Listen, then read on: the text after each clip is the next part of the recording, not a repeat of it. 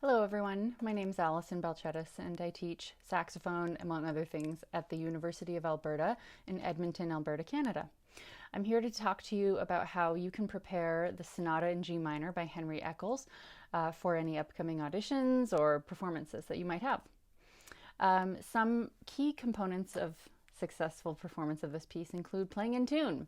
The saxophone in particular has a few notes that tend to be naturally quite out of tune, such as our open octave, open C sharp in the middle octave, middle D, D sharp and E, and high A. So for your open C sharp, it tends to be flat.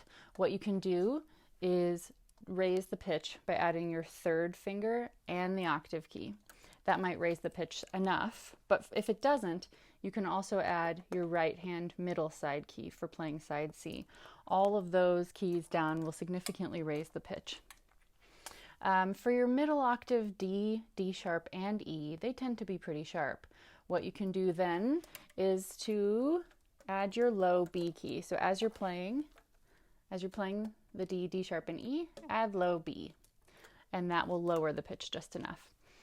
And then finally, for playing high A, it also tends to be kind of sharp, especially if you're playing softly. So as you play a high A, you can add your fifth finger, and that'll lower the pitch just enough. I tend to prefer adding alternate fingerings for the most part than to make frequent embouchure changes to drop the pitch or raise the pitch. I like having a stable embouchure that doesn't change much, so that my sound quality, my timbre doesn't change too much. There are some A sharps in movement 1 that we should decide. I believe that we should use the bis fingering on this fingering for smoothness and for efficiency, considering the notes that come before and after. But there's a trill in measure 6, and I think you could do that trill very easily with playing a B and trilling your fourth finger in your right hand. Considering we come from a B before it and we end up on a B after it. As well, one thing to note on all the trills in this piece, given that this is a piece from the 17th century, we should be playing this piece, we should be trilling from the above note downwards. And finally, given that the first movement is largo, nice and slow, dynamics are going to play a real key role in making this piece interesting.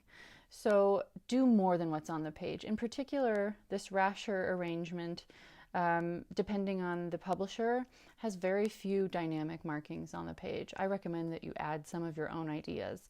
Add more and play more dynamic markings than is on the page.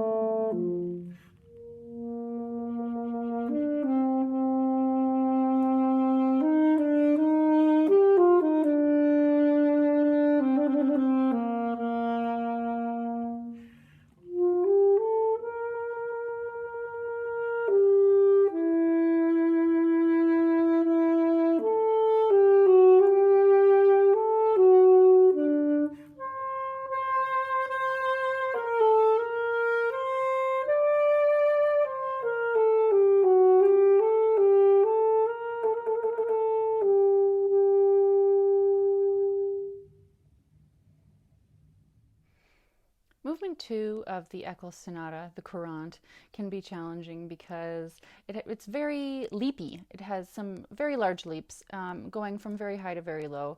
In particular, right off the bat, we have a B to E leap. That can be daunting for younger players because it's a large leap, it's physically kind of awkward, and that E, it can be difficult to sound good and robust and beautiful.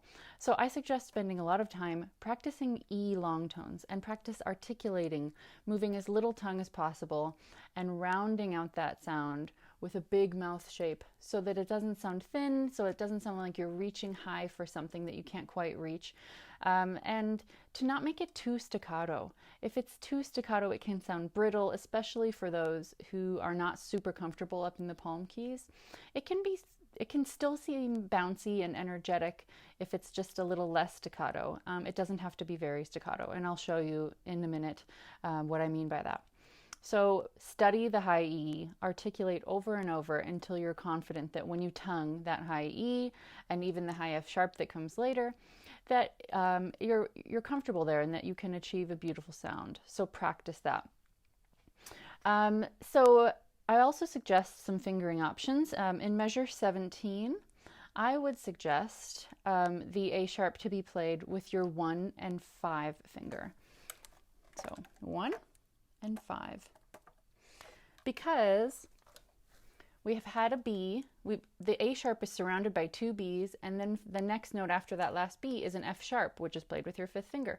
So we're right in the neighborhood using all those same fingers, and I think that's the most smooth and efficient fingering. In measure 25, I would suggest a bis A sharp. Sorry, that's not measure 25. That's measure 24. I suggest using all those A sharps with your bis fingering. And then in measure 26, there's a trill from C sharp to D. So if you weren't familiar with that, you don't have to trill C sharp to D with all of your fingers. You can trill C sharp to D with your E flat palm key,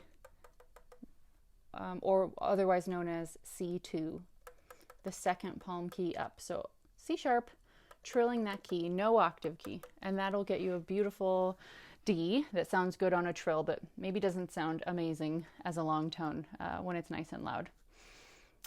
There's also another trill to discuss, B to C trill in measure 28. By the way, depending on the edition that you're looking at, these measure numbers might be might vary by 1 measure or so. Just want to make sure that we're referring to the same trills. But in any case, right around measure 28 or 29, there's a B to C trill.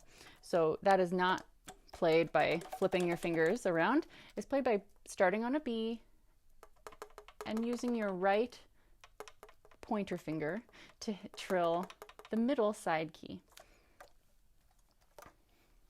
And then lastly, I would also suggest in measure 40, at the end of the piece, we have this very long descending scalar run, where in the last measure of that descending run, we play B, C, B, A. That could be played like this, but it's kind of messy and awkward to flip your fingers, especially fast. So I would suggest playing B, C, B, B, C, B, A. And it's really smooth, and it's going to sound very smooth and light and agile, which is what you want when you're playing through this long, fast scale.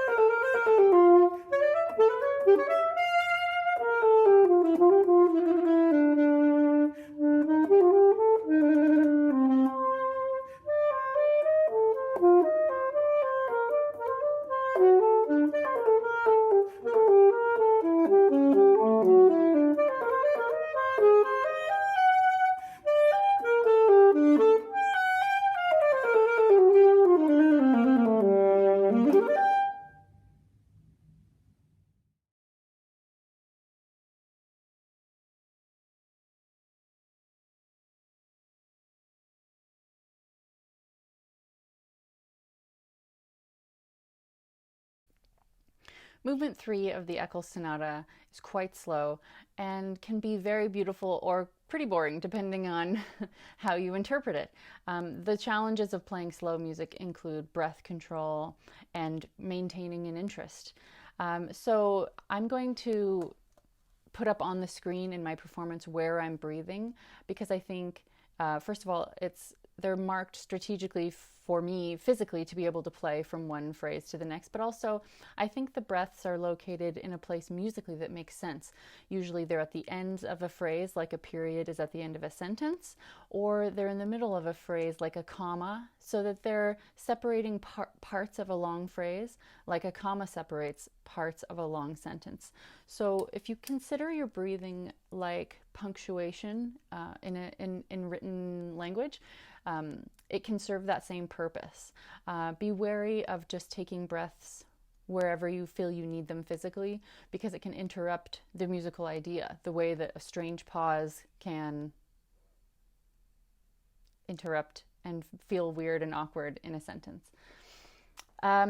Especially in this movement, it's rather slow and soft, so again, tuning can be a challenge. Look out for your middle Ds, D sharps, and E's, and add your low B key to them.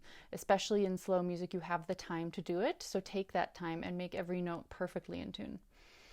Right around measure 20 through 22, there is a passage that alternates between B and C, middle B and middle C. Rather than flipping your fingers, I suggest playing a B and using your side C for really smooth connections between the B and the C. You always run the risk of having a sort of flubby third note when you flip between the B and the C, like this. Finally, dynamics. Dynamics as drama in movement 3. There's very little on the page. So make your own decisions and listen to the recordings. Where is there tension? Where is there dissonance? Grow into it and lean into it. And when things tend to resolve and sound more pleasing, more consonant, you can relax the dynamic and sort of sink into that sweetness. Movement 4 of the Eccles Sonata can be a challenge for a couple of reasons. There's nowhere to breathe marked in the music, and it needs to be kind of fast in order to achieve the effect. There's some music that I feel you can maintain the idea and the sense of it at pretty variable levels of speed, but I feel movement 4 has to be relatively fast in order to have the core effect, which is this sort of light, effervescent kind of energy. So there's a few tips I have in order to achieve that. First of all, light tongue. It doesn't have to be overly staccato because it's going to be fast. So just tongue light and almost imagine the notes as legato. You're tonguing still and you're not going to slur everything, but you're not going to push hard in order to achieve a single little individual note like a staccato. So light articulation. And as well, I would not emphasize the downbeat of every measure. I might emphasize maybe every 2 measures, or when you see that there's sometimes an idea that is growing over the course of 4 bars, maybe you don't emphasize at all and you just let there be a smooth growing crescendo or decrescendo, as the case may be, across those 4 bars. If we press and emphasize the downbeat of every measure, it can be a little seasick feeling or a little just overly emphasized, a little pedantic. So think large scale ideas. As your fingers are whizzing away playing fast, think large. You're going to have 2 bars or 4 bars or even 8-bar ideas. And the individual notes are not the thing that's important. It's these larger ideas that are important, as well as the light tongue. Breathing can be a challenge. If you need to, you can oftentimes maybe omit the last 16th note of a measure in order to squeeze in a breath. Otherwise, if you can play it at tempo, you can pretty much make it from one main section to the next main section until there's a little cadence or a tiny rest or maybe a longer note after which you can breathe. But I'll show you that too in my performance. You'll see where I'm breathing. But the next, maybe the last final challenge are these large slurs. Either slurring down or slurring up. The key towards being able to make those large leaps without tonguing is air. lots of air and a semi-relaxed embouchure such that you can cross over the break of the horn. Just don't let that thing hold you up. Don't wait for the note to come out. Just move your fingers and air. And I think it's going to help you propel you forward. The more you think horizontally and going across, making these large arcs of ideas, rather than A, E, A, E, A, E, A, E in strange intervals that we have to slur through, the better. We're looking for smooth, large ideas in this piece that seems like it's all about a bunch of individual notes, one after the other. So don't get caught up in the minute ideas, but give us some large-scale musical ideas.